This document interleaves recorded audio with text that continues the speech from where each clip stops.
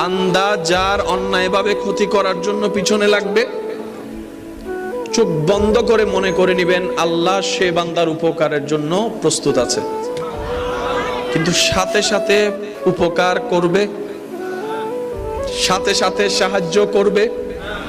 আল্লাহ তাআলা কিছু সময় নেন ওই বান্দাকে দেখার জন্য। আল্লাহ কি দেখেন? আল্লাহ দেখেন বান্দাটা কি আমি আল্লাহর জন্য অপেক্ষা করে কিনা।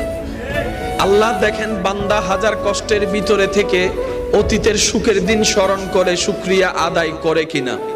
আল্লাহ দেখেন বান্দা এই কষ্টের ভিতরে পড়ে আমি আল্লাহকে ভুলে যাই কিনা, আমার থেকে দূরে সরে যায় কিনা। সাময়িক সময় আল্লাহ এগুলা দেখতে থাকেন। দেখতে দেখতে যখন দেখে বান্দার উপর তুফান যাচ্ছে, তারপরও বান্দার জবান থেকে রবের শুকরিয়া যাচ্ছে না, সুবহানাল্লাহ। বান্দার চতুর্পাশে জ্বলতেই আছে, লিলিশিকা জ্বলতে আছে, কিন্তু বান্দার নজর আসমানের দিকেই আছে, অপলক নয়নে আসমানের দিকে তাকিয়ে আছে, অপলক নয়নে রবের রহমতের দিকে তাকিয়ে আছে।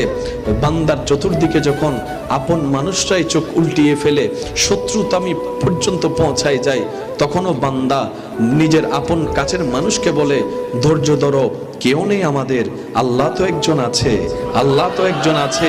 এই রকম বলতে বলতে দিন যখন সপ্তাহ পার হয়ে মাস গড়িয়ে বছর যায়, 2 বছর যায়, 5 বছর যায়, 7 বছর যায়, যতদিন রবের মর্জি।